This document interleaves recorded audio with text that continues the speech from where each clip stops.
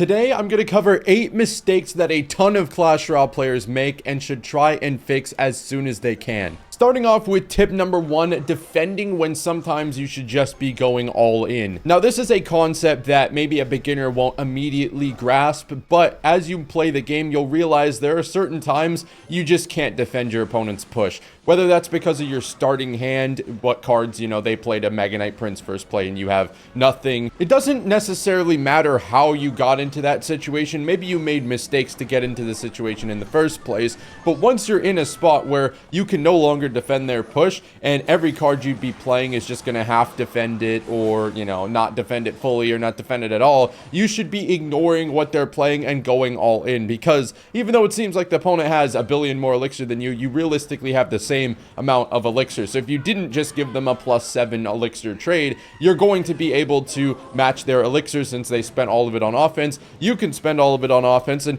pray you don't get 3-crowned. Maybe this isn't the best situation to be in, but once you're in it, it's not over unless you waste your elixir overcommitting on the defense. I will actually bring this up later on in the video relative to another tip as well. But tip number 2, using cards you need to defend certain cards on random things. You have a Valkyrie. You need to save your Evo Valkyrie for said Hog Rider. It's your only Hog Rider counter. You end up using it on who knows what. And literally, I mean, this is just something that a ton of people just do because they're playing the game casually. But if you have a certain matchup where you need to save a card for a certain card, start saving the card for that purpose. Like, maybe we get a little bit aggressive with arrows, or maybe we use a minion horde when we shouldn't, and it ends up costing us because now we don't have what we needed to defend their push with. This literally happens all the time, even to me, as soon as I lose a little bit of concentration. So as long as you stay focused and know that, hey, this is what he's running, this is probably what I should be saving it for, and even if he gives me super good value, let's say we're going up against a log bait player and he gives me a princess, a gob gang, and a dark gob,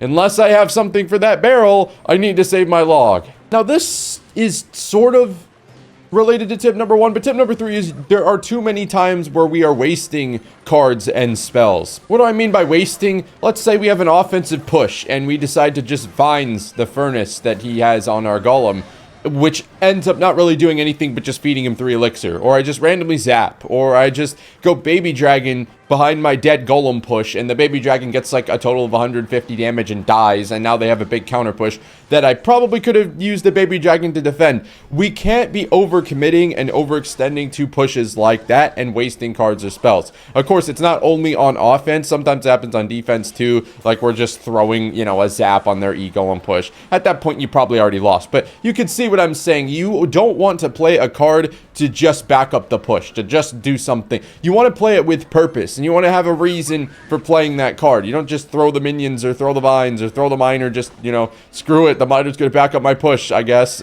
Don't do that. The elixir you could save for maybe a different spell, or for defense, or for an opposite lane push. Almost always this will cost you, and you shouldn't do it. Tip number 4 is to not be afraid to take a little bit of extra damage if it means you save some crucial elixir. Let's say I have a skeleton army and a minion horde on my my opponent's e-golem goblin machine witch push. Don't ask how we got here. Ask, will playing this scar me immediately at 3 elixir help me? It probably just gets raged. Instead, we should use the minion horde and save up for the minion horde. Or a better example would be barbs, maybe. But yeah, there are tons of times where you can just take a little bit of extra damage, and you play, let's say, a different scenario. There's a Valk on your tower. She's at like 30% health, and you commit, I don't know, a musketeer to her. What are you doing? Maybe this isn't the exact situation, but there's so many times where things are going to get maybe 500, 600 extra damage because you already messed up your defense, and now you're overcommitting again to it. The only advantage you had in that situation was you saved the elixir from not defending it, and now you defended it after it already got damaged, and now you threw away the elixir lead you would have had. So that's the bad point. Whenever somebody is tanking damage, they're always trying to do it because either they got a lot of damage or they're about to start up a push with the elixir lead. This is a big deal, taking a bit of extra damage just to save the elixir, so that you can make up that damage on the offensive end, or you can save that elixir lead so you can have a better advantage in the current moment instead of going down elixir. Because oftentimes when you play that last second card, you're now not going to have to force a crazy response out of the opponent, because let's say they have to deal with 1 musketeer. Probably not hard to do. Tip number 5, playing cards into hard counters that you know are in the opponent's hand. Now, a lot of this is just casuals, again, not paying attention, and I get it, but I mean, you don't have to sweat your balls off to pay a little bit of attention in the game of Clash Royale. Why are we going Royal Hogs into his Mega Knight? You don't have to always be keeping track of cycle. That can be exhausting, that can be difficult. You should, however, after you've played your win condition probably once, I'll give you at least twice, know what they have to counter it. So you should be keeping an eye on, hey, he hasn't played his Mega Knight in a while, so it's definitely sitting there in his hand waiting to play. So before I go hoggies, let's make sure he's not at 7 elixir, or I force out his Mega Knight.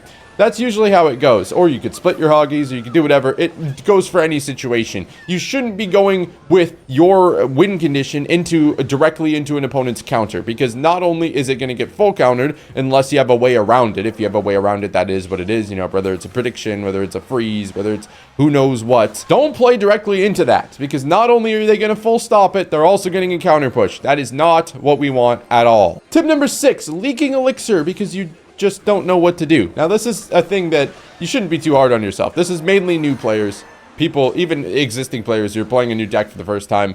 You just need to play something.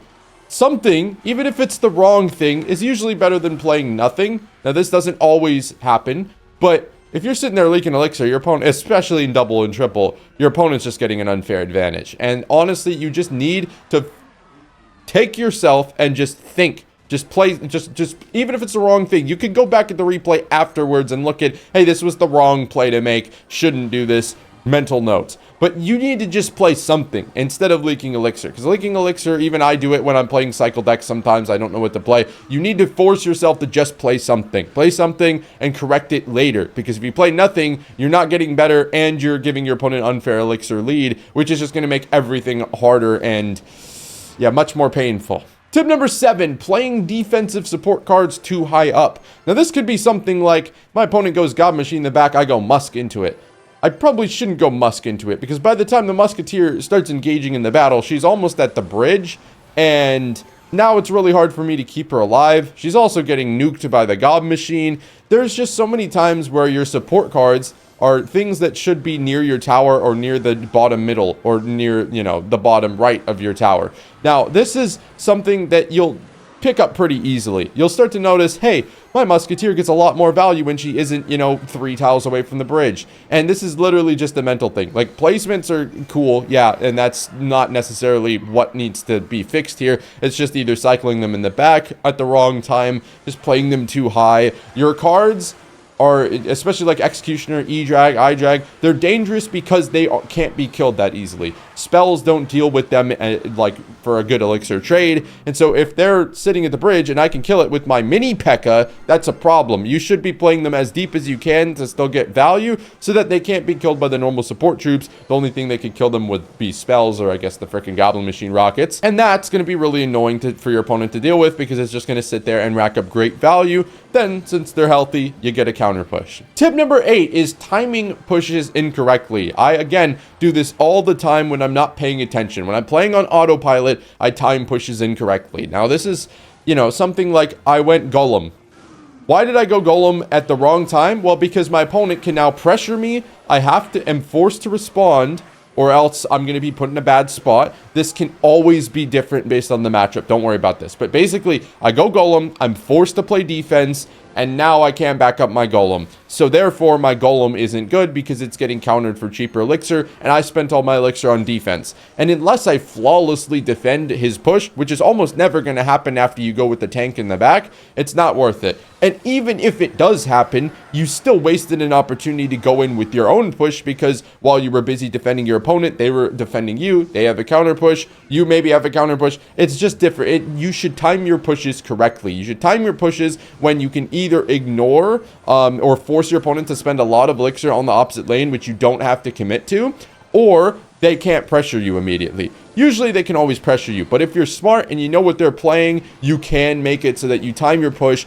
They can't really do anything about it, and they just got to play defense. You have all your elixir for offense. Now you can save your spells, your support troops, your evos to back up that push, and that's what makes it dangerous. I hope these tips helped you guys. If they did, make sure to leave a like, subscribe if you haven't already. Love you guys. Take care.